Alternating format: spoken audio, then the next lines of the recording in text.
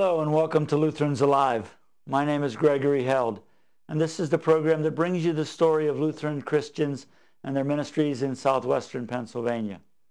With us today is Dory Campbell.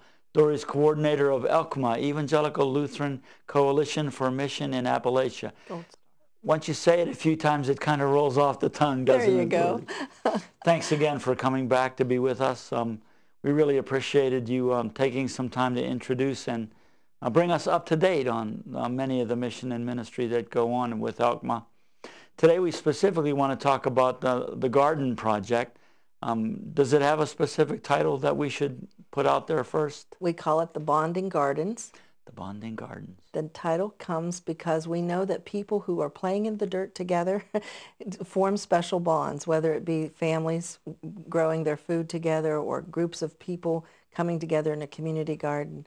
And we're hoping that the bonds will also be ties to the churches in the area and to some of the services that those folks might be able to use. Mm-hmm.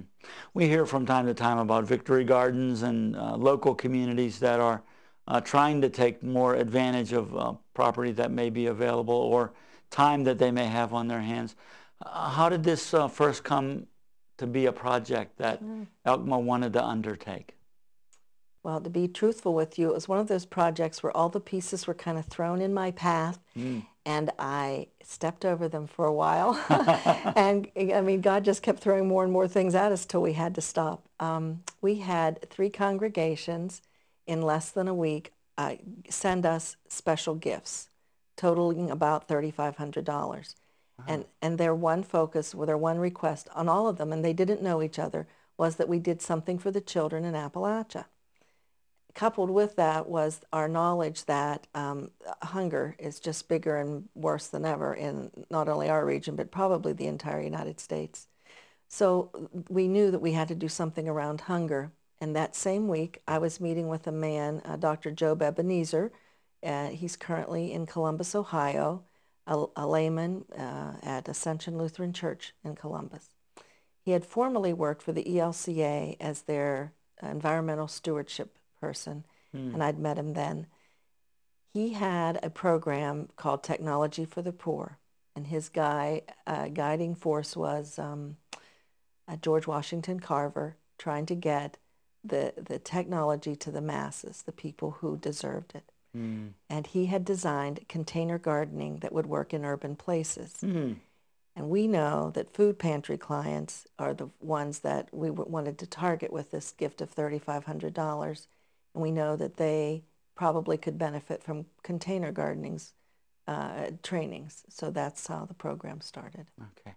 Now, when you say container, what kind of container are you talking about? Well, virtually any container will work.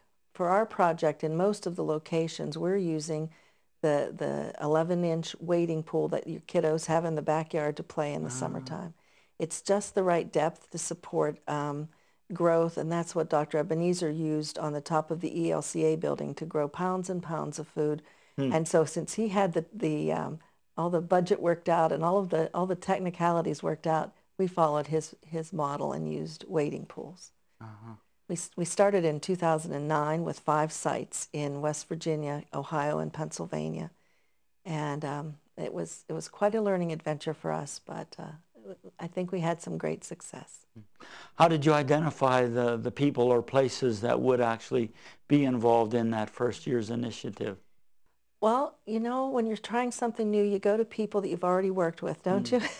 So we went to people who were delegates to our assembly in Ohio, North Lima, Ohio. We went to Ralph Edwards. He was a very new delegate with us, but he had lots of energy and excitement and had a perfect location with lots of flat ground at the church that they were looking for ways to reach out to the community, and that was a perfect opportunity for them.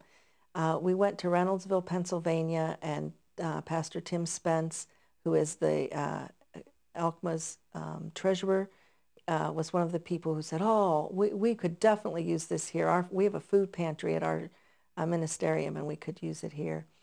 And the third site was one that we picked in West Virginia that had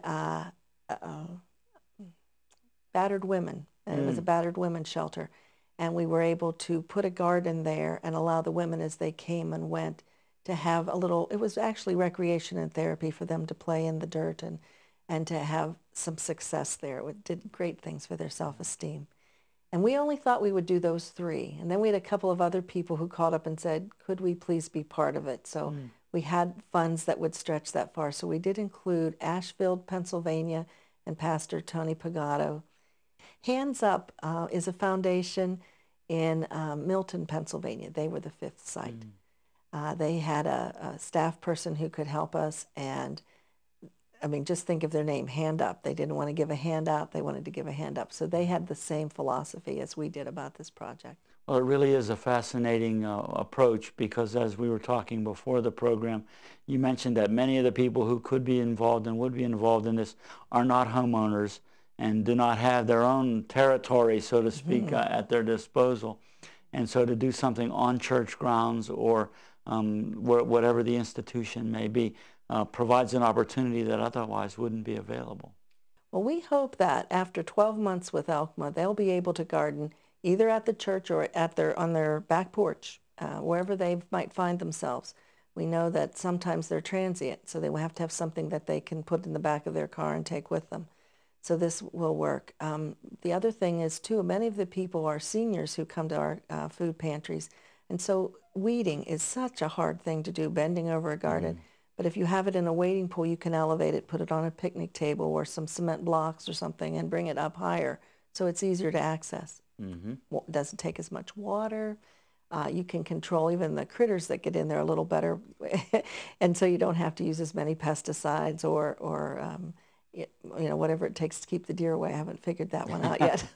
That's an ongoing battle, I think, for folks. Yes, it really is. So that's one of the reasons for the containers. We thought that it really met the needs of the people in our region. And in terms of training, you mentioned that folks were given training. Would that be, you know, horticultural, about planting, about watering, about nutrients, all that kind of information? During the first year, we did do some training with folks. We were lucky enough to get some sites who had master gardeners as part of the congregation. So that was a real blessing. But we learned some things the first year, and we're just starting our second year. Because of the successes, we were able to get a larger grant, and we've put a person on full-time who will be helping us with that. She is a master gardener, and she's designed 4 trainings. The first one is around composting and caring for the soil and replenishing it and so on. The second, and in there also is saving seeds. You know, if you've got a plant, it naturally produces a way to go on from year to year. If we're wise enough to save the seeds, there'll be no cost involved in starting next year.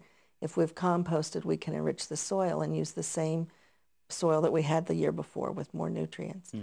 The second class that we provide is the actual planting and caring for the plants, how to get them from the little seedling to actually bearing fruit.